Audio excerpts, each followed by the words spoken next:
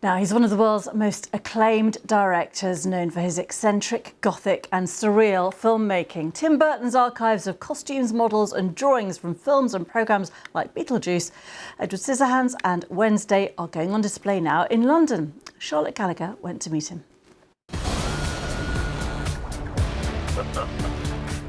The world of Tim Burton is usually on screen. Now it's on show at the Design Museum in London. Well, it's like one movement, 24 frames per second. The Hollywood journey is an Alice in Wonderland kind of journey. You go up, you go down, you go sideways. That's just the way it is.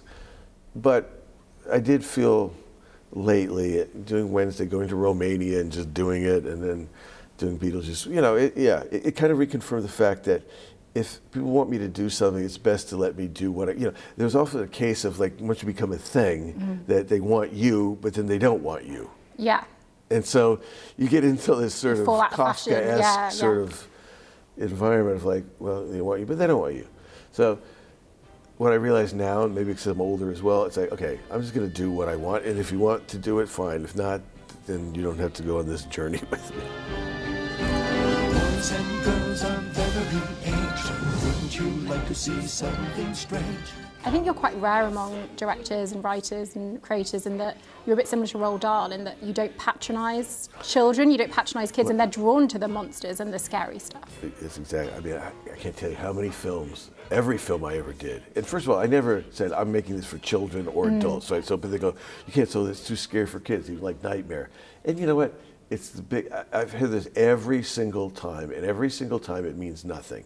It's funny because like, little kids' Nightmare, little kids, I grew up watching monster movies, so I know some kids can handle it, some kids can't, and that's fine. You know, everybody's an individual. You don't have to force them Clockwork Orange style to sit there and watch a horror movie. You know, they'll either go for it or they won't go for it, like I did. Can you be scary? What do you think of this?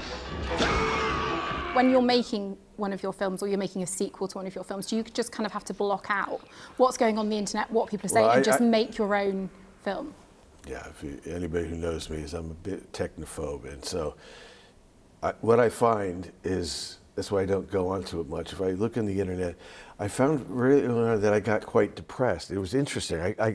It scared me because I started to go down a dark hole. I looked up things where, I looked up things like buying some dinosaurs, which was good, but looking up things that I just felt I was going down a dark path, and it didn't make me feel good. So I try to avoid it because it doesn't make me feel good.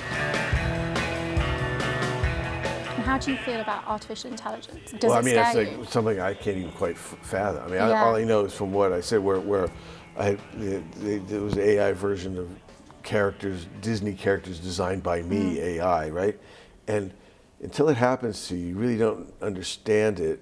But it was quite disturbing. It was I was intellectual, it was emotionally disturbing. I felt like my soul had been taken from me. And the monsters in your films are often the ones that visually, they look scary, they're monstrous, but they're the ones that people connect with the most, and they tend to be the heroes. Is that intentional? When I grew up on watching these movies, I mean, it was very clear, all of them, from King Kong to Frankenstein to Creature from the Black Lagoon.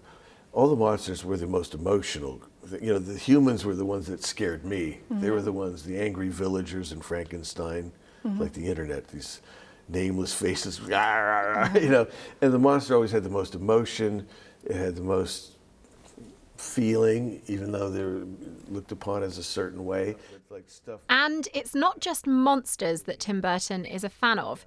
He also loves dinosaurs. Some dinosaurs. Was that a real dinosaur? Like, not a real, but a skeleton then of a dinosaur? No. I bought, me and my friend, we bought, like, ones that you can find at amusement parks. Oh. So I have a 50-foot Brontosaurus, I've got a 20-foot T-Rex, I got like 10 dinosaurs. Because I think Nicolas Cage has got a real T-Rex. Sure. No, he's got a real one. T-Rex No, but he's a minor amusement park. Well, here, they're just moving them in my backyard. Oh, wow. Oh. So yeah, I got my dinosaurs. That is very cool. So will we ever see a Tim Burton dinosaur film? Charlotte Gallagher, BBC News, London.